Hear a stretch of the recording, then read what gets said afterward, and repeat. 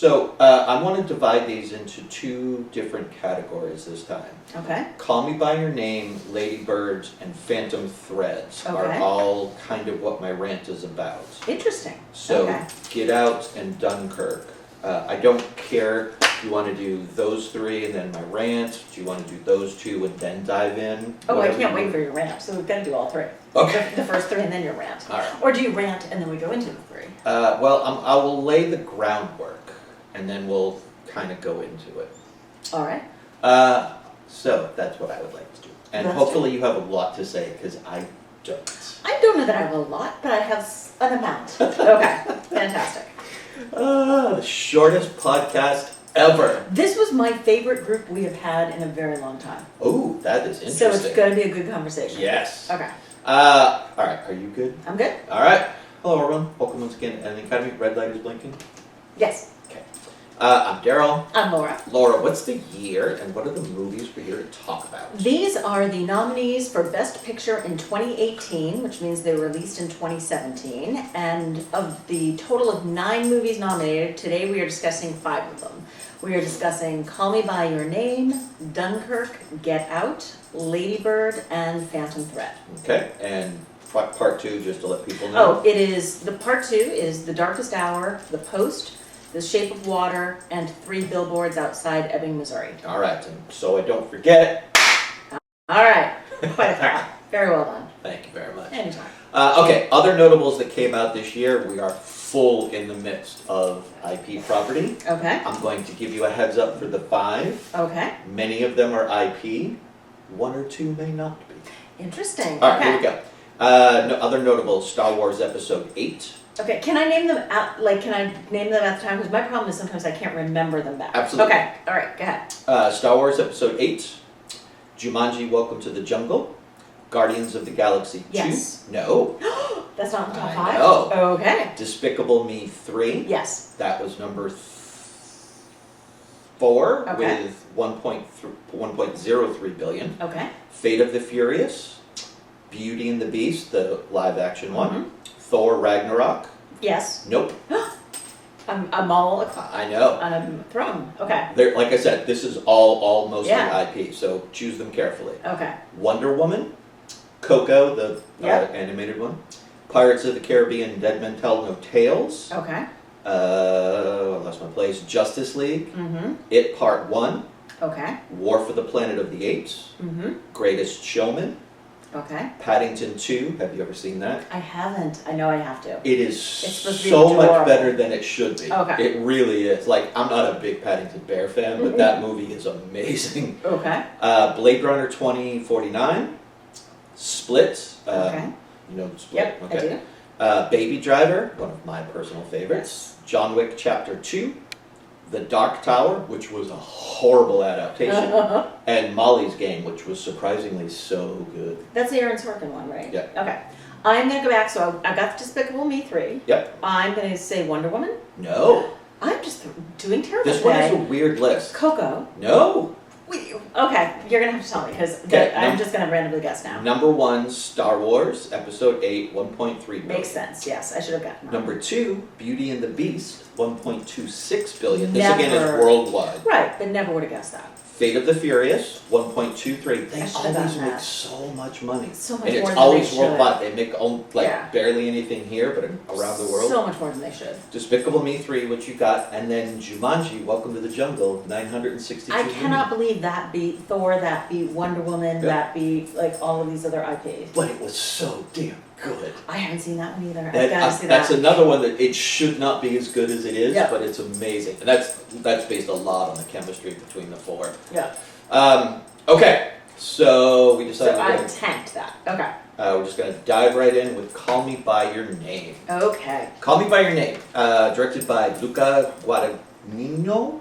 It's screenplay by James Ivory from Merchant Ivory fame, who also did co-produce, based on the 2007 novel by Andre Aciman. It's the final installment. I didn't know this, and I haven't seen the others, but in Guadagnino's Desire trilogy, after I Am Love, 2009, A Bigger Splash, 2015, and then this one, Call Me By Your Name. I didn't know it was part of a trilogy. Stars Timothy Chalamet, Armie Hammer, Michael Stuhlbarg, Amira Kassar, Ethel Gero, and Victor Dubois. Go with some stuff. Okay, and when they say it's a trilogy, it's kind of like an emotional trilogy, it's a thematic thematic trilogy, exactly, yeah. So the summary is, in the summer of 1983, 17-year-old Elio is spending the days with his family at their villa in Lombardy, Italy. He soon meets 24-year-old Oliver, an intern working for Elio's father. They discover the heady beauty of awakening desire. That's not bad, actually. So, interestingly, speaking of James Ivory of Merchant Ivory fame, at 87 years old, he was the oldest person to win a competitive Oscar for adapted screenplay this year. So, and obviously based on the book by the same name. And interestingly, in the book, it jumps time to 15 years later when Oliver and Elio meet again. Oh. And so I actually have the book. I have not read it, and I have not read spoilers because I'm interested in what that 15-year later meeting turns out to be. Sure. Okay, I'll start off with this one with just a couple kind of high-level comments. Okay. This to me is a fine movie. I'm going to start a little bit of my rant with this one, which is a lot of these films, I think, are just so amazing the first time you watch them, but upon rewatches, they don't hold up as well. Okay. And I think a lot of it is because you don't know what the stakes are and what's going to happen, so when you're emotionally invested in the characters and you know what's going to happen, it doesn't have the same experience upon a rewatch. Okay. So this is one for me that watching it the second time was not nearly as enjoyable as the first time. Okay. Again, fine movie. I am very curious. There are certain movies that hit the zeitgeist and just explode. This was one of them. Yes, it was. Yeah. And I'm curious why, and I definitely would like your thoughts on why this one did. Because there are lots of problems with this movie. Not only with like the problems with the movie itself, but also for it to be so popular, the undercurrent of a older man and a younger boy, essentially, falling in love and having a relationship is problematic for a wide section of the country. So I was surprised when this one caught on as much as it did. Happy that it did. I wasn't angry, but I was surprised that it leapt right into that zeitgeist so quickly. Okay, so I'm gonna put the relationship older younger man on a shelf for a minute because I think that needs its own conversation. Sure. I had a different experience because I loved this movie the first time I watched it, and I loved it just as much the second time that I watched it. But in neither watching did I ever think it was a Best Picture nominee. So I thoroughly enjoy this movie. I think it's Italy porn is what it is. It is gorgeous. It is, it is the food and the lushness and just the taking a break from life and just, you have people waiting on you. Shall I take the bike into the, to the river today, or should I do this? And so like just the lifestyle and the I don't know, the languidness, if that's a word, of the life that they are living is so beautiful and appealing. So you've got that piece of it. So I think that is incredibly appealing. Quick interruption. One of my notes is that the setting itself is kind of a character and does totally play into the romance element. Yes. Yep, 100% plays into the romance. So I think you've got that piece. The other piece is, and why I think people hung on to it so much, and again, the age piece we do need to deal with, but the chemistry between the two main characters is palpable. So not only is the chemistry between the characters palpable on screen, but Armie Hammer, asterisk, putting that on a shelf. Yeah. Armie Hammer and Timothy Chalamet did the most amazing press tour leading up to this. They were always like in each other's space, talking about how, how much two very straight men, 100% straight, loved each other, fell in love with each other making the movie, like trusted each other. And so it was like their friendship and love that was behind the scenes that also sold the movie to a lot of people, and it translated on screen. So I think that's one piece. I think you've got a faction of, obviously the gay community really loves this because there are not enough stories about their community. Sure. And hate to tell you, but a lot of straight white women like to see very pretty boys kissing. So there's that piece as well. So you do have a fairly large community that wanted this story. I'm going to push back a little on the chemistry being so palpable between them. I bought it from Timothy's side Okay. younger man who is currently in the midst of exploring his sexual identity, sees this, and let's admit it, Army on the Shelf and all, he's a very good-looking man. Oh, I'm happy to admit that, yeah. So I bought it from his side. He was initially just kind of fascinated by Yeah. who the person was, then became physically attracted to him, Yes. and then became attracted to him as a person. Yes. And he was kind of the forceful one in the relationship. Oh, yeah, yeah, So I bought it from his side. okay. I didn't buy it from Army's side. Oh, interesting, okay. I didn't. And and it wasn't that like he was pulling back or he was like being standoffish or anything. I just didn't understand why. Like, why would he go after this kid? Why would he allow this kid to potentially damage his career and reputation through this? I didn't buy that he was attracted to him really in any way. Okay, so I completely disagree with you. And I understand that. So a couple of reasons why.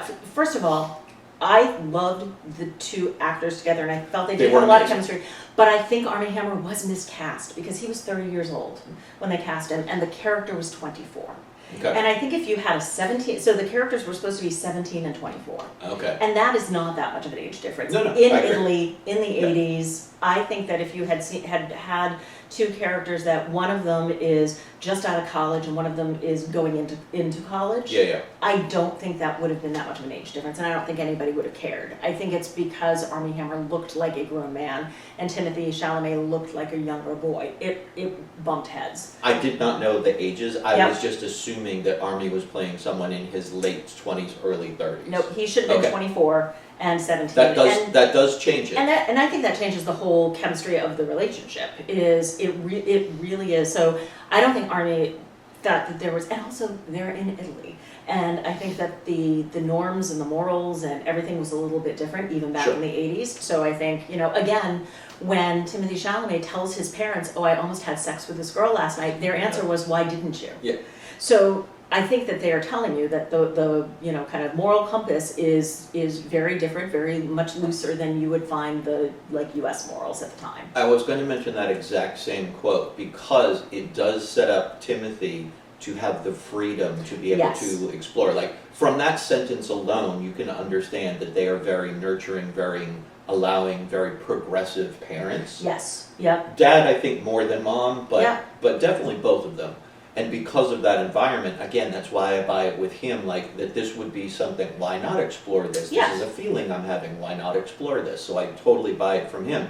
And even though Armie is accepted into the family, he's brought right in. He's there to work for his father, for Timothy's father. Right. So he is there to do these things, but he's accepted as one of the family.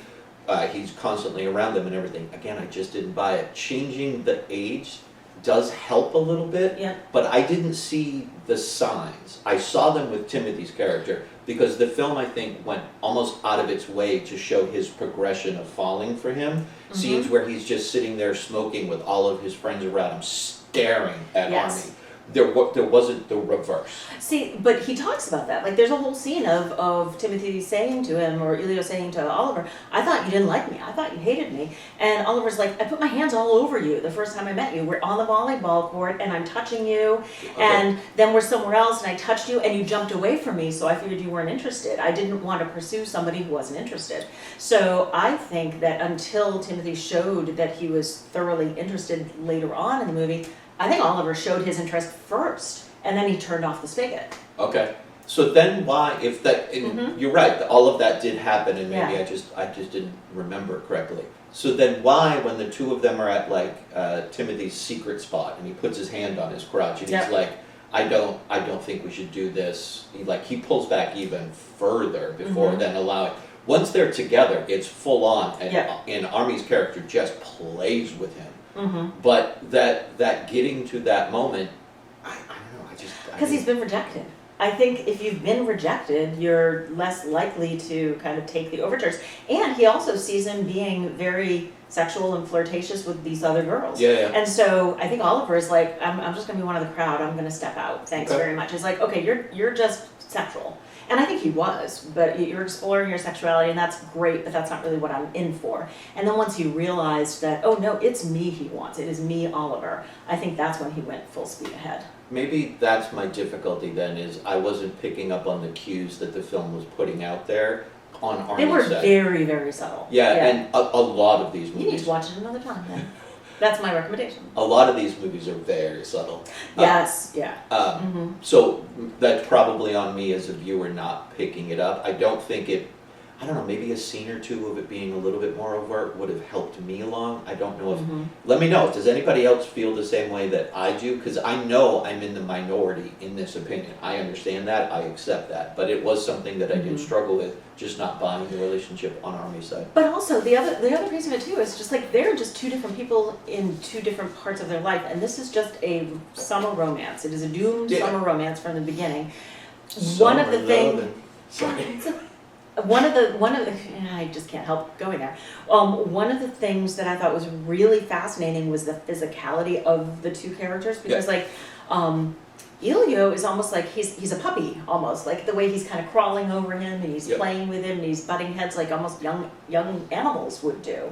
And then Army is much more, kind of solid and adult and grown up. And again, he's ready for the next phase of his life. He's going to be getting married. This is a summer romance. This is a fun fling.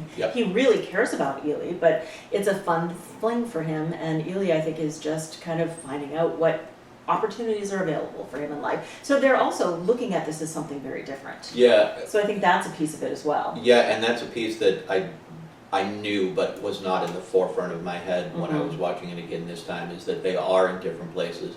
Timothy's character is like really trying to explore an avenue, an aspect of himself, and be open to where that goes. Yeah. Where Army is just like, no, this is a fun little thing that I'm going to do, and that's it. So they do approach it from two different avenues. It's a beginning, it has an end. One of my favorite characters beyond the main two is the father. Yeah. Can I just talk about that? Like the conversation. He has a couple conversations with Elio. One of them is they talk about this author who talks about basically speaking up, and basically it's better to speak up and be rejected than to never have spoken up. And I love that advice. And then their last conversation together, where he clearly realizes the relationship and the love that is there, and accepts his son, but also pretty much says, yeah, I think I'm gay too.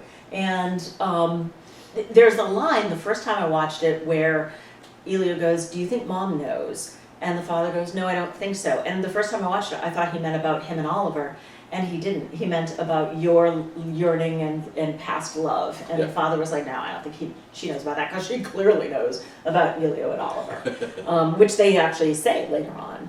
But I think there were a lot of wonderful performances in it, and it was just, this movie was a feeling. It was not really a story. It wasn't anything more than it just gave you a feeling and set a stage. Yeah, it definitely gave you a feeling from the beginning. The tone of the movie, while it fluctuates a little scene to scene, the tone is pretty consistent throughout. It is yearning, longing, desire, sensuality, and it just, those are the feelings that you feel all the way through, whether it's for the scenery or for the person. And often I'll call this a romance, you don't know the definitions better than I do, but I'll call this a romance. But often in those kind of films, the tone shifts dramatically throughout as the characters are in different places. This one does not, and I think that's a strength of the film, is that it maintains a tonality throughout that is where things are not fulfilled entirely on either side, even though I'm sure there's the implication that they consummated, but there's never anything where you see it overtly. Yeah, and the director said that he did not, that would have been a different movie. Yeah. He didn't want to show that, it's kind the of romance, sex. it's not about just the the romance. sex. Exactly, Yep. exactly.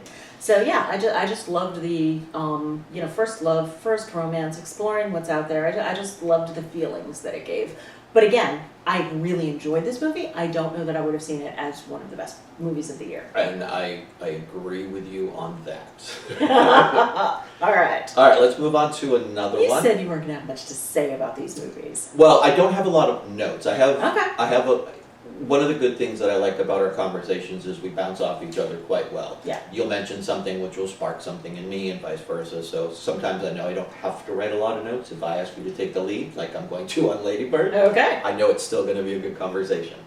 All right, Ladybird, written and directed by Greta Gerwig in her solo directorial debut, starring Saoirse Ronan, Laurie Metcalf, Tracy Letts, Lucas Hedges, Timothy Chalamet, so he's in two. Benny Feldstein, Stephen McKinley, and Lois Smith. Nominated for Best Picture, Director, Actress, Supporting Actress for Laurie, and Original Screenplay. Did not win anything. Oh, I forgot also to do it for... Call me by your name. Yeah. Hold on. Okay. Hold on. Where's my stuff? While you are looking at that, I'll read the summary, Okay. which is a fiercely independent teenager tries to make her own way in the world while wanting to get out of her hometown of Sacramento, California, and to get away from her complicated mother and recently unemployed father. Gotcha. So, Call Me By Your Name, just a quick thing, was nominated for Best Picture, Best Actor for Timothy. It's his first nomination. Adapted screenplay by James Ivory, an original song by Mystery of Love by Sufjan Stevens, who's, I don't know if you know him as a musician, Yeah. He's phenomenal. Oh, very cool. Anyway, go with some fascinating facts. All right, so the fascinating facts is that I did not save them to my document. So I have a blank space that says fun facts, so I will just make them up as I go along. Okay. Greta Gerwig, obviously, as you said, this was her first movie. She is now, I think, one of our most brilliant directors that is out there.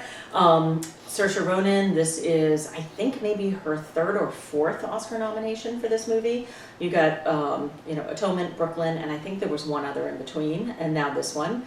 And then the only other fact I know is that Greta Gerwig grew up and was raised and born in Sacramento. So this is, she says it is not autobiographical, but it is certainly, she takes a lot of notes from her own life, and it was filmed a lot on part in Sacramento. The old writer's creed, right, what you know. Yeah, exactly. Very true. All right, so you want me to take Yes, the lead on please. this one? All right. So this is a movie where I'm interested to see what you have to say, because this one I would also count as hyperrealism. This is a slice of life about, it is a character study of this one person, and I absolutely love this movie. It reminds me a little bit in the fun way of Manchester by the Sea, because that was a very hyper-realistic movie and very sad and dour, and this one is hyper-realistic and so funny and so sad and so poignant, and it is like all of the emotions that you feel at that time of your life, 17, 18 years old, when you are trying to be an adult and you are making decisions of a child, and your parents see you as one thing, you see yourself as another, and it's just also the constant emotions that are happening all the time. I think Greta Gerwig really captured, and it's just scenes, it's just, constant little vignettes of moments in this woman's life, and she just captured so many real moments that people have either lived, experienced, talked about, heard about, that she did a wonderful job. I love the pacing of this movie.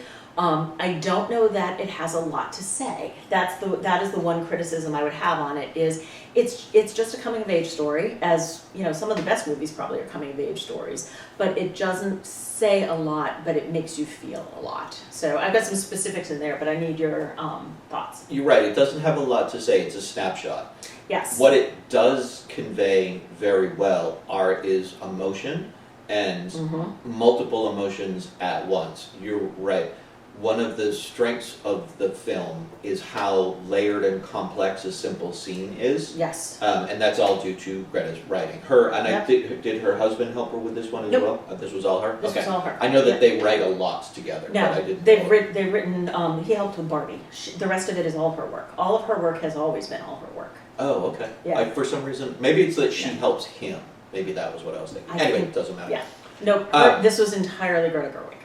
So this is like a snapshot of her going through a transitional phase of her life. For sure, that's the plot. That's very simple and straightforward. But in that, it is so incredibly complex with everything that she has going on. One of the greatest explorations, and you don't realize it, I don't think, until the end of the film, but is the mother-daughter dynamic. Oh, the whole movie's the mother-daughter. Yeah, absolutely. Right, but it goes through so many different layers. Like, Mom, when she says the things that she says, is not saying them to be mean or cruel or intentionally hurt. It is just her perception, and she doesn't have the filter to stop that and realize what I say may be damaging to my child. The child at her age also doesn't have that filter to say, I'm not going to say this because it may be potentially damaging.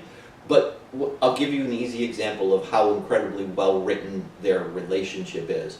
When they're out shopping for prom dresses, I had that too. Yeah. it's such a beautiful scene Yeah. because they're at each other, picking at each other, just saying these things. And mom holds up a dress and instantly they're both like, oh, and she's like, do you love it? Like, the dynamic shifts so quickly.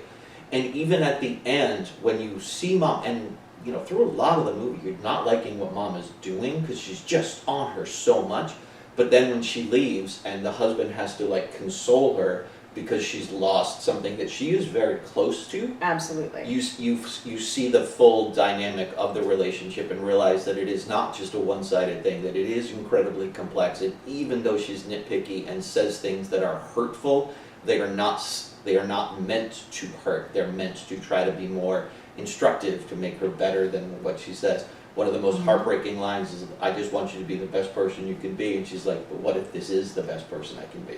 That is heartbreaking. So that's the thing that I love about this, is how layered and complex such simple scenes actually are.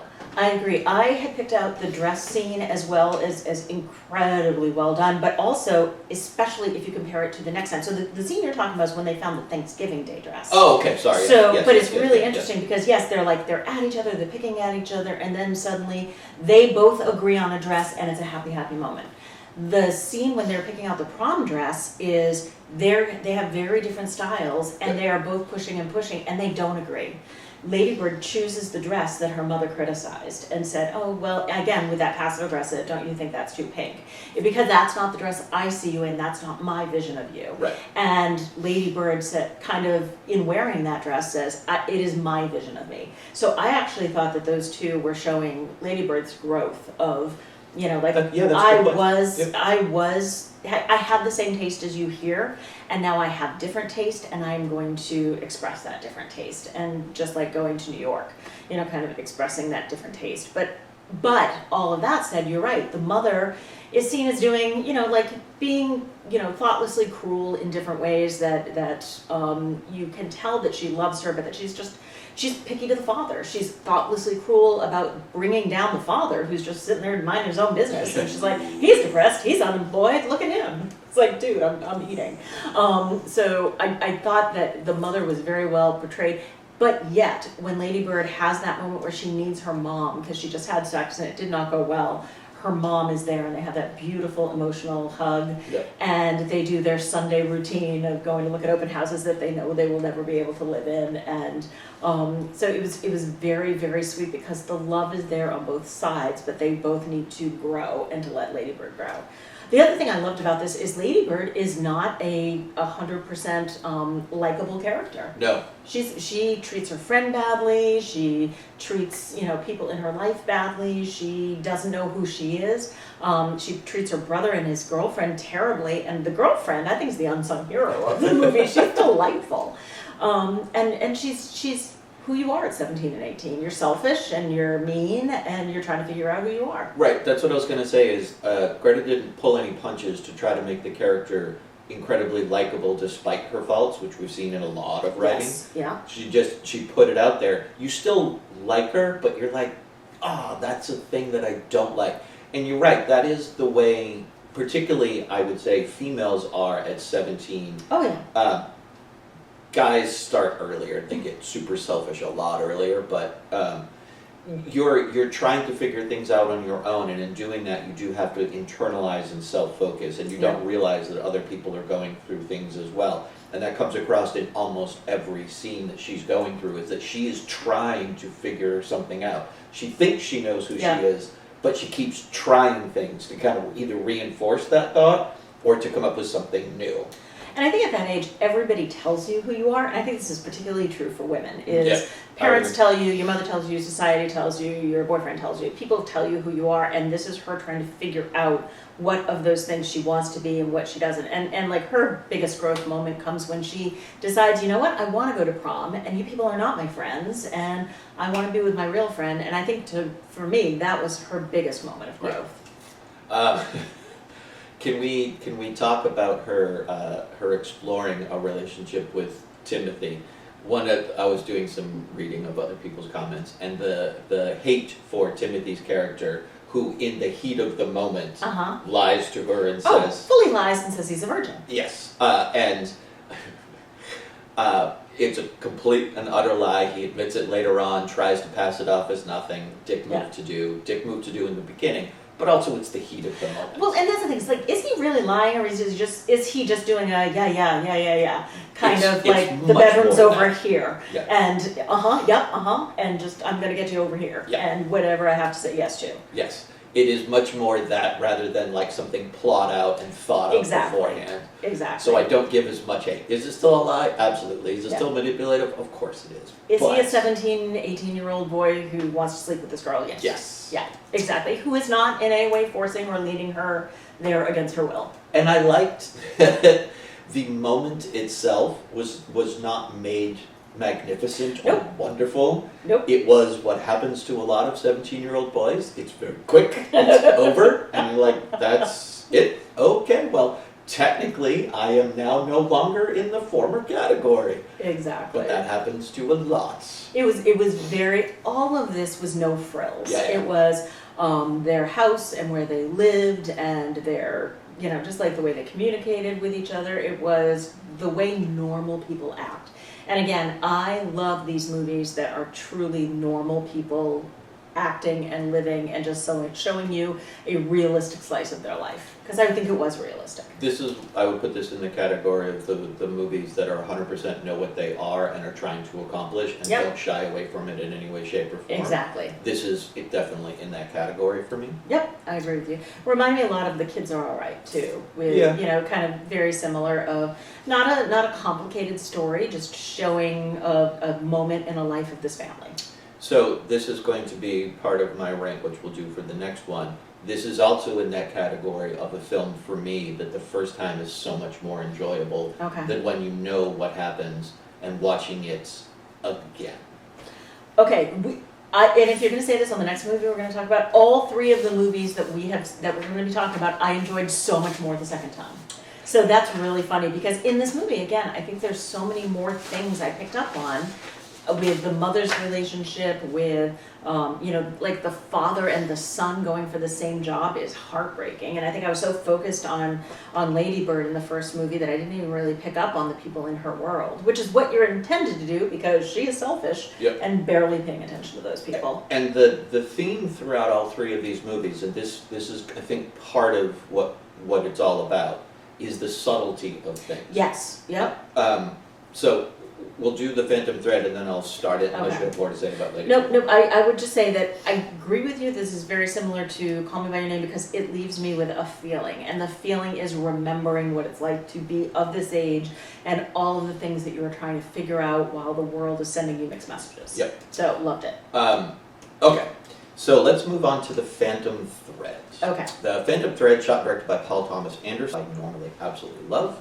It stars Daniel Day-Lewis, Vicky Krieps, Krieps, and Leslie Manville. There are others, but those are the big three in this. Mm-hmm. Nominated for Best Picture, Best Director, Best Actor for Daniel, Best Supporting for Leslie, Best Costume Design, Best Original Score, and it did win for Costume Design, which I thought was appropriate, Yeah. even considering some of the other films it was up against. Go with some stuff. All right, so the summary IMDb says, set in 1950s London, Reynolds Woodcock is a renowned dressmaker whose fastidious life is disrupted by a young, strong-willed woman, Alma, who becomes his muse and his lover. Yeah, I think that's pretty spot on. Yep. Fun facts are, so Luca Guadagnino, who did Call Me By Your Name, and obviously you just said this is Paul Thomas Anderson, each pointed to the other's movie as their favorite movie of the year. Oh, that's So Paul Thomas Anderson said Call Me By Your Name, and Luca Guadagnino said that this was his favorite, which I thought that was interesting, especially as you're kind of putting them together in a category that they also have the same sensibilities. Yep. And this is also the first movie where Anderson acted as his own cinematographer. He has Oh. always had a separate cinematographer, so I do wonder if that is interesting that normally you have liked his stuff, and it definitely had a different sensibility. Yeah, I knew he had shot this, and I didn't know that he'd had someone before, but Yes. it totally makes sense. Yeah. It does have a different feel. It's a little smaller, and it is smaller because it's a more emotional story than he usually tells. So, all right. So, tell me, would you like to rant, or would you like to go on to this movie? I'm going to do a bit of a rant. Rant away. Okay, so this movie, like the other two, although more so with this one, this movie is all about the subtlety of things. Mm-hmm. And in this rant, I am not taking anything away from the story or performance or the capturing and putting together of the film itself. Okay. But I have noticed in the 2000s and into here that a lot of movies, they, for me, have become ones that they're absolutely worth your time. You watch it and you enjoy it and you love the movie. But going back and watching it again, something gets lost. Like the movies to me don't seem to be taking as many risks, or I'll back up. 70s and 90s were big times for cinema. They took a lot of risks. Tons of movies for top 100 lists are stacked with movies from the 70s and stacked with movies from the 90s. Okay. And I think a big reason for that is because the films took more risks. They were not telling very simple stories. They were telling stories that were more complex and were not as subtle as a lot of the shift has been in film for this. I'm not saying one is better than the other. I'm just saying when you have a movie that is where you're relying on the subtlety and not necessarily the story, then it does shift. And I've come to realize that for me, subtlety is not something that I gravitate to as much. Okay. So I agree with your supposition that these are very different because it is more about the subtlety, and I think it's also much more about the character than the plot and the story than it was in the past. I disagree with you saying that they are taking less risks. I think it's a different kind of risk. Because, How's that? Because you're like the risks that you're talking about are we're going to try this different type of movie or this different type of thing, or we're gonna do this. Instead, the risk is we're going smaller. We're going to believe in the audience that they're going to pull out the things we're not going to spoon feed them to. So I think it's a risk by saying I'm not showing you everything. You're going to have to dig it out, and I think that's very risky. And it's not something that you enjoy as much. So clearly that risk doesn't work with you. I like these movies so much better because I like the subtlety so much better. Okay, and I think it's just a difference in what we go for enjoyment. And I'm not saying that I don't enjoy the subtlety of film. What was the one in the 70s? Ordinary People. Okay, that was 1980, but yes. Okay, sorry. Okay, yeah. That is just filled with subtlety. Right. And incredible performances, and I enjoyed that. I enjoyed it upon a rewatch. I think part of it might be that these are not the kind of movies for me that I can sit down and watch even within a couple years of each other. Okay. I need time and space to forget some of the portions of it so that when I rewatch it, the subtlety comes back through and I can put together some of the pieces to focus on some of the more background areas. I don't know. I think you're right. It's just a difference in what we appreciate about film overall. I mean, you look at our top 20 lists, they are very vastly different. They're vastly different. Very, very different. And I think you're right. Yeah, and one's not better than the other. Correct. It's just what do you enjoy more. But also, like, looking at this from an Oscar worthiness, like I did not think Call Me by Your Name should have been nominated for Best Picture. I absolutely did think that Ladybird should have. And we'll talk about Phantom Thread in a moment. But like, to me that doesn't make them as a whole, like on Ordinary People, we both thought should have been the Oscar winner that year over, wasn't it Dances with Wolves that actually got it, which was bigger. So I think sometimes smaller is better, but it has to be exceptionally well done. yeah, it has to be incredibly well crafted with performances Exactly. to back it up. But do you agree with me overall, IP property aside, Okay. that the nominees that we have seen over the past decade, the movies are relying more on subtlety and performance Yes. versus some of the things that we've seen in past decades. But I think but that's what just would you, a trend that I have noticed. right, but I would consider, but some of those things that they were relying on are, again, it's the whole character versus plot. Is if I like a character, I don't care what they're doing, I just want to go on the voyage with them. And I think you are looking for an incredibly well sculpted plot. Yeah, that's true. And if you look at our top 20 list, that's what we're looking for. Most of mine are emotional, character driven, and most of yours are like the mementos and the very carefully structured plots. Yep. So I think that what our likes are very different, but I think also, is one more or less deserving of the title of Oscar nominee? No, that my rant was just about Yeah. this that I have noticed as a trend. Yes. Because we do see trends in film, Yes. and this It's absolutely a trend. is the trend that I've noticed over the past decade or a little bit longer.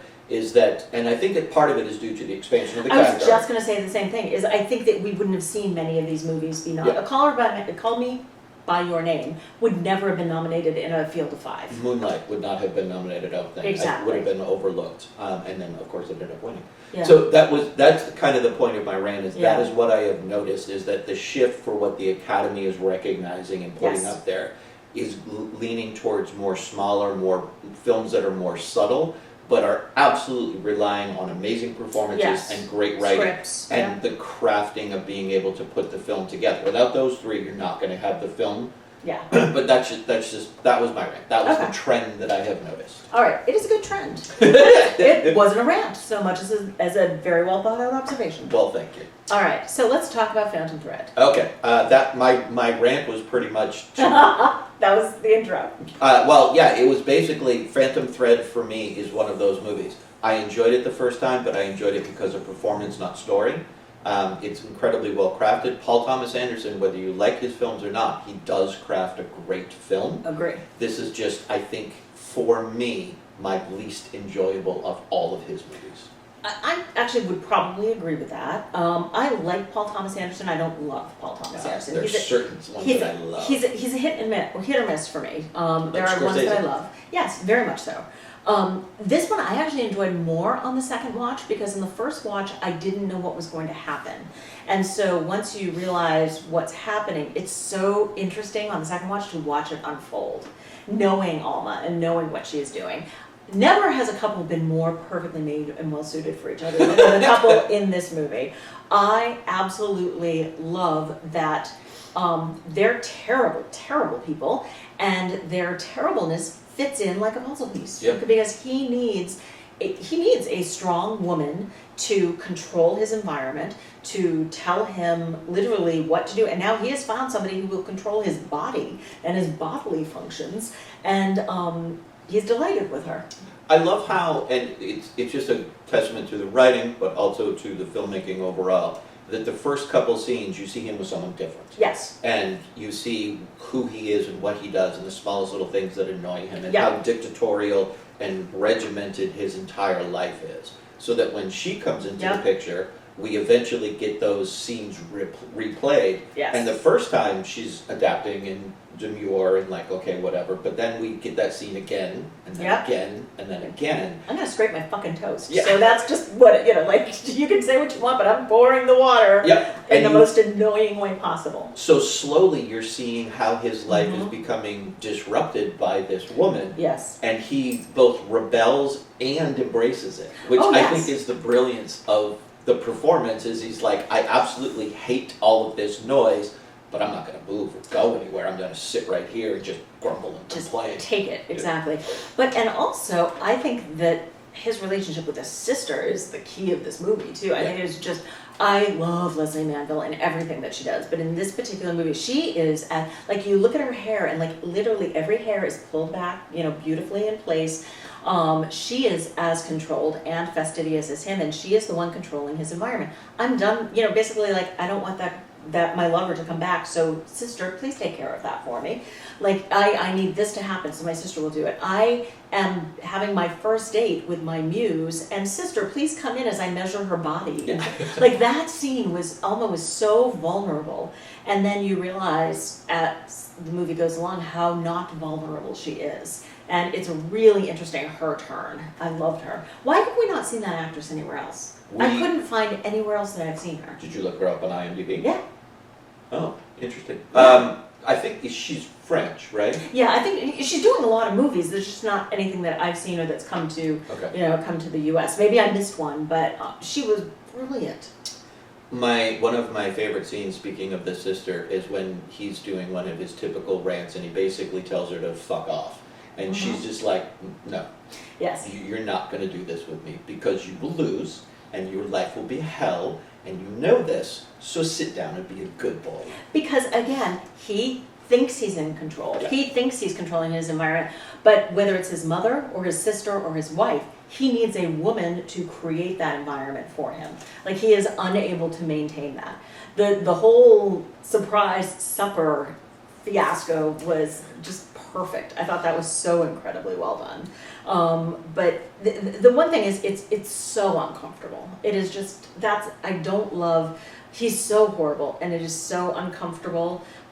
When you realize she's horrible, it's actually almost a relief because he's treating her so badly that I'm like, yeah, poison him a little, that's okay. Because he's a terrible, terrible person. But I loved everything about it except for the end, because I'm good with him saying, you know, I hate you and I love you and I love the control, even though I'm not thrilled with it. What happened? Like, was it a dream sequence with the baby in the carriage, and where did Cyril go? Because she was right there all the time, and now suddenly they're having meals on their own. That just doesn't strike me as realistic. I don't know. I was confused. It just drifted off, and I didn't know love if the it ending. was. Yeah, I didn't know if it was a dream sequence. If it was just projection of something, I didn't know. Because she's confessing to the doctor of what she's been doing, and you know, I mean, I know it's the 50s, but I'm pretty sure a doctor has to do something about that. You know, I know it's London, but I'm pretty sure a doctor has to do something. I will also be honest, at that point, I didn't care. You drifted off too? Okay. Yeah, I enjoyed, again, the performances. It's one of my least favorite Paul Thomas Anderson, but the beauty, again, of, you know, set a nice stage for me and I will be happy. I'm glad I watched it. Yeah, again, I picked up more my second time around, sorry. I wonder if that's because when you and I watch a film for the first time, we approach it differently. We'll have to talk about that a little bit more offline, but I have a feeling that's the case. Probably, yeah. All right, I'm done with Phantom Thread. Okay. My last question, do you think it deserved to be nominated? I think In some a of the... category of 10? In a category of 10, yes. Okay. And I also am very glad that Leslie Manville and Daniel Day-Lewis got nominated too, I'm sure. Yeah. I'm glad they both got nominated. All right, let's move on to Dunkirk. Alrighty. Dunkirk, nominated for Best Picture, Best Director, Best Cinematography, Film Editing, Original Score, Production Design, Sound Editing, Sound Mixing. It won for Editing, Sound Editing, and Sound Mixing. Go with some... written, produced by Christopher Nolan, of course. Stars Fionn Whitehead. It's a cast of characters. Tom Glencairn. There's no real star. Jack Lowden, Harry Styles in his feature film debut. Anorin Bernard, James D'Arcy, Barry Keoghan, Kenneth Branagh, Cillian Murphy, Mark Rylance, Tom Hardy. Again, there's no real star because it's all character people moving forward. Alright, so the summary is, Allied soldiers from Belgium, the British Commonwealth, and France are surrounded by the German army and evacuated during a fierce battle in World War II. That's what happens, sure. Yeah, sure, that's what happens.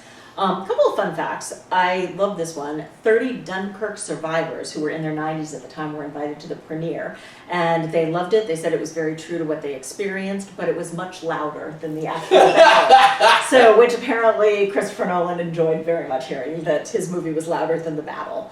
And then when he was originally starting to plot this out, he really wanted to keep it as secret as possible. So he used the working title Bodega Bay instead of Dunkirk. And Bodega Bay is the village where The Birds was filmed. Oh. Or where it was set. Hitchcock, The Birds. Interesting. So, very interesting. And then, not related to any of this, when I was at the Imperial War Museum recently, I got a bandana for my dog of Spitfire planes. And so yes, he's not wearing it today, but love a good Spitfire. All right, so this is Christopher Nolan. I am a massive Christopher Nolan fan.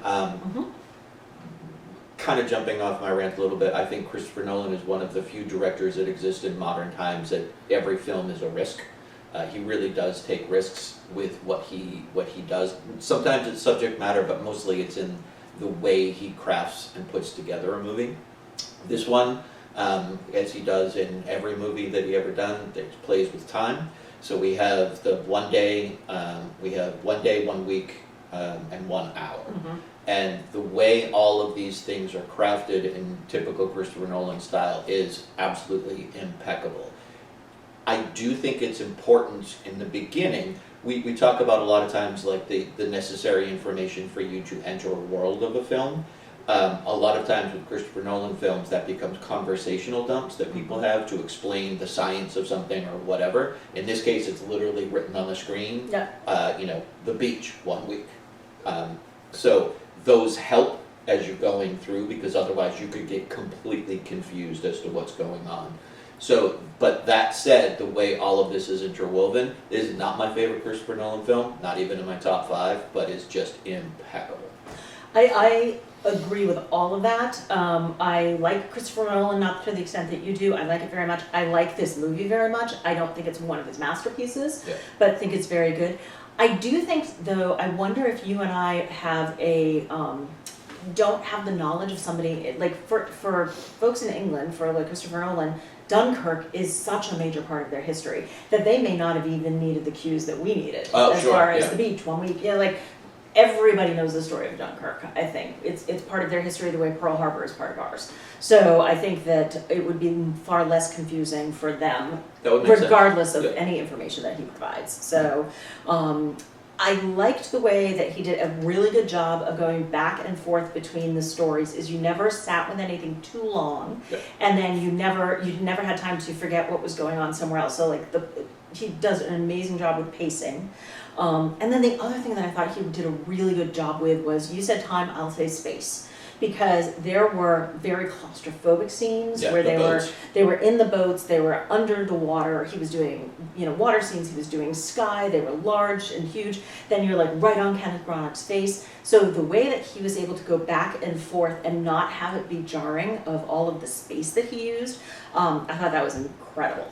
I absolutely agree. He's a master at a lot of things, but you're correct. One of the things that he's really good at is knowing how much space to use for a particular scene and how that big openness will be contrasted with something next for emotional impact. Yes. The Odyssey was just released yesterday. Yep. Cannot wait to go see what he is able to do with that epic story, because he is a filmmaker who is designed to tell big, large stories. Yeah, I will agree. Okay. One of the things that I like about this, again, there are no stars. There's no one person that you're focused on. It's not a journey of a single person. It's an event, and you have multiple people. Every character has very little screen time, with the exception of the dad who's the boat driver. He probably has the most screen time. But everybody's, it's just minimal screen time, but it's they're there for the length of time necessary to tell their version of the story moving forward. So it's about the event, not a person or a place or a thing. A place, for sure.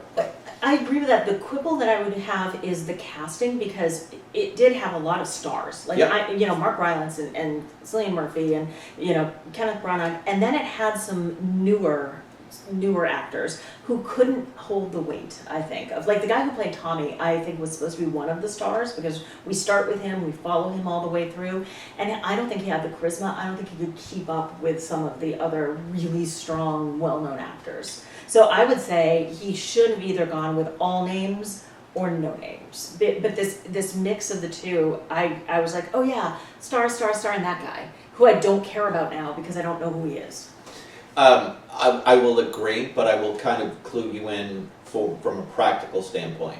Every movie, Christopher Nolan tries out a new cast of characters because he wants to see if he can work with them again. You'll notice that he carries over a lot of people from movie to movie to movie. The one who's been in most of his movies is Cillian Murphy. Yeah. But that's what he does. He'll like try out somebody in kind of a small part, be like, okay, you're good. I'll give you a bigger part for my next film. And that's great. But he gave one of the not great actors one of the biggest parts. Yeah. So I understand that. He's building his own little Wes Anderson repertory company. Yeah. So I totally understand that, but I don't think it worked. Yeah, and it's sometimes hard to tell. I know we're not sitting there watching it, but like someone, when they come in and read and they talk about it, they seem like the perfect person, and you actually put them on camera and you're like, no, this is a bad choice, but I'm stuck with it now. What are we going to do? This sign a contract. Exactly. But yeah, I really enjoyed the jumping around in time and space, and it was a really good movie. I think it was something that should have been nominated for both its scope, its epicness, and the small human dramas that we were seeing unfold. And yeah, I was impressed by it, but it wasn't something I loved. And I think by splitting it into the 3 timelines like it did, you get a much more completist story. Yes. If it had been just like, we're going to tell the story of the beach, and then maybe have some sort of background story of the planes or something like that, the story itself of this event at Dunkirk would not have been as complete and filled. So I think it was a wise choice to do it in that fashion, because the story then, you have all the little holes plugged and it's a much more complete story. Agree. Wise choice. Yep. I mean, it's Nolan. I have yet to not like a Nolan film. Okay, So, cool. and I agree with you, it should have been nominated. Alrighty. All right, lastly, Get Out. Get Out. Get Out. Get Out. Nominated for Best Picture, Best Director, Best Actor for Kayula. I never know how to. Kaluuya. Okay. And Original Screenplay, at which Peele did win for Original Screenplay. It's written, Nice. co-produced, directed by Jordan Peele. It's his directorial debut. Stars Daniel, Allison Williams, Lil Ray Howery, Lakeith Stanfield, who I love, Bradley Whitford, who we both love, Yes. Caleb Lundgren Jones, Stephen Root, who's just the greatest character actor ever, Love him. and Catherine Keener and Betty Gabriel. Go with some stuff. Alright, so IMDb logline. A young African American visits his white girlfriend's parents for the weekend, where his simmering uneasiness about their reception of him eventually reaches a boiling point.